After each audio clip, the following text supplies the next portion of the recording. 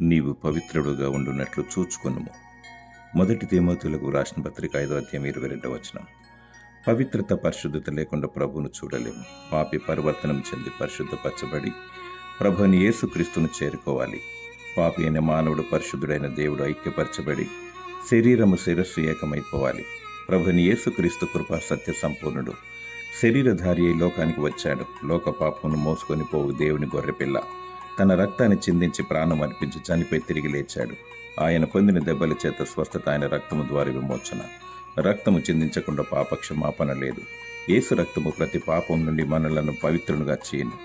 అపవిత్రాత్మను ఏమాత్రము ఆధారం చేసుకొనగా దేవునికి లోబడాలి. అపవాదిని ఎదిరించాలి. అపవిత్రులు, అసహ్యులు నశించుదురు. పవిత్రులు, పరిశుద్ధులు ప్రత్యేకింపబడి ప్రభు ప్రణాళికలు ఉందురు. దేవుడు నిన్ను పవిత్రపరిచి దీవించునుగాక. ఆమేన్.